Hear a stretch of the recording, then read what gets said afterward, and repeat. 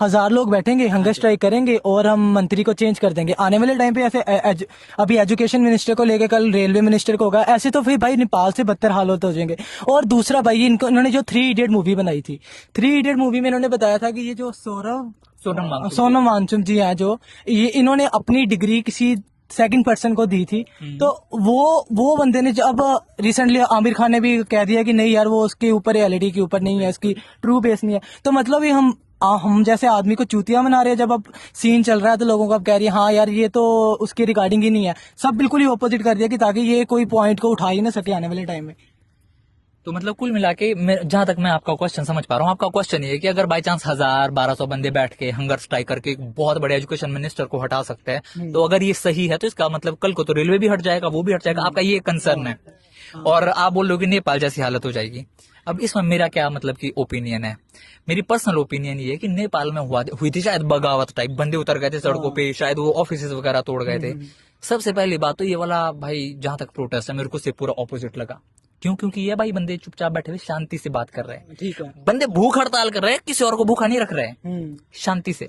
और दूसरी बात जो मेरा पर्सनल स्टैंड है, पर्सनल स्टैंड ये है कि आप बोले ना 1000-1200 या 1500, अगर एक बंदा भी सही बात कर रहे हो, एक बंदा भी सही बात करे, उसकी वजह से अगर देश की सबसे टॉप पोजीशन भी हट जाए ना, टॉप पोजीशन कब हटेगी? जब सामने वाला सही होगा, टॉप पोजीशन पे बैठा हुआ बंदा गलत होगा। तो भाई वो होना चाहिए।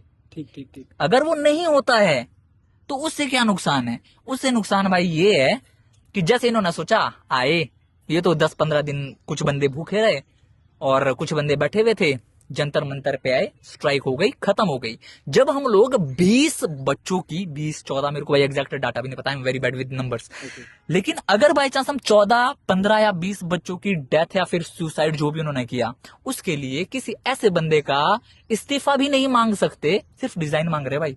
उनको तो नहीं बोल रहे कि भाई जेल में डालो, है? और जेल जैसा उन्होंने कोई काम भी नहीं किया है। उनका काम था कुछ नीतियां बनानी कि अगर पेपर लीक वगैरह हो रहे वो ना हो। शायद पास में भी कोई पेपर लीक हुए होंगे। भाई मैं पेपर लीक वगैरह के बारे में बहुत ज्यादा नहीं जानता, जैसे आपने पहले पास में कुछ पेपर लीक के बारे में बोला था, मेरे को उतना नहीं है पता। लेकिन ये वाला जो मुद्दा है, अगर मैं इसको शुरू से पकड़ू, मेरे को यार ये इस तरीके से सही लग रहा है कि 20 बच्चों ने करी आत्महत्या, उनके लिए अकाउंटेबल सुधार है एक बंदे को, क्योंकि अगर एक बंदा अकाउंटेबिलिटी लेके रिजाइन करता है, बाकी जितने भी टॉप लीडरशिप पे बंदे आए हुए हैं उनको डर बैठेगा कि यार काम सही करना पड़ेगा, ना तो कल को यही 1000 से 1200 बंदा मेरे को भी निकलवा सकता है। हम तो ये जानना चाहते हैं, सिर्फ एक सिंपल सा क्वेश्चन है कि हम सीजेपी से जानना चाहते हैं, अगर अपना धर्मेंद्र प्रसाद जी अगर देना चाहें इस्तीफा, वो दे देते हैं, तो आपके पास कौन सा टॉप पोजीशन वाला लीडर ऐसा है जो जिनको हम बनाना चाहें एजुकेशन मिनिस्टर?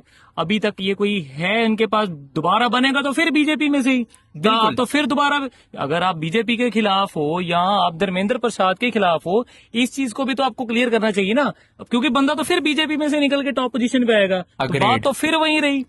आपने खुद ही बोला कि बीजेपी से निकल के कोई एजुकेशन मिनिस्टर बनेगा नेक्स्ट, मानते हो आप? हाँ बिल्कुल। इसका मतलब है कि जो सीजेपी है वो बीजेपी के खिलाफ नहीं है, मानते हो कि नहीं? बिल्कुल। तो वो बता क्यों नहीं ना रहे अभी? पहली बात ये क्लियर हो गई कि सीजेपी बीजेपी के अगेंस्ट नहीं है, ये आपने खुद क्लियरिफाई कर दिया ये बोल के कि नेक्स्ट बंदा भी बीजेपी का ही आना है। बिल्कुल। जब हम लोगों को पता है सरकार ही बीजेपी की है तो नेक्स्ट बंदा बीजेपी का ही आना है।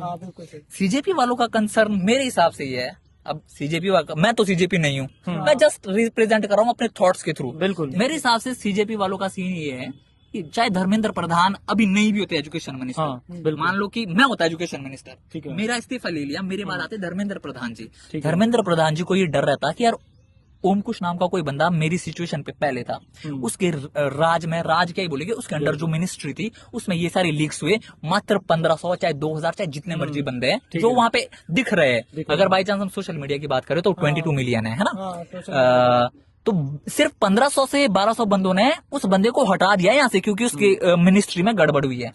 अब भले बीजेपी का बंदा आएगा, कोई भी है, क्योंकि कोई भी मिनिस्टर डिग्री से नहीं बनते हैं। अगर डिग्री से बने हुए होते तो हम बोल सकते थे कि नहीं यार अगर इस बंदे के पास इतनी डिग्री थी, अगला वाला बंदा तो और वो आ रहा है।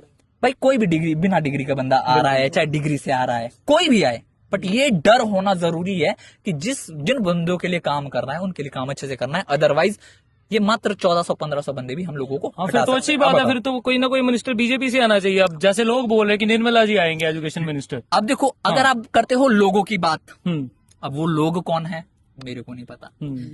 यहाँ पे आपने जो मेन क्वेश्चन शुरू में पूछा था वो था सीजेपी से रिलेटेड। बिल्कुल। सीजेपी के कोई लीडर्स अगर बोलते हैं कि नहीं नहीं आम आदमी पार्टी का ही आना चाहिए या फिर कांग्रेस का ही आना चाहिए या फिर ये बंदा ही आना चाहिए, फिर भाई मैं आपकी बात बिल्कुल मानता हूँ बिल्कुल। कि ये पार्टी विरोधी है। पार्टी विरोधी, बिल्कुल बिल्कुल। लेकिन जहां तक आप बोल रहे हो कि भाई बीजेपी का ही बंदा आना है, और ये बात कॉकरोच जनता पार्टी को भी पता है।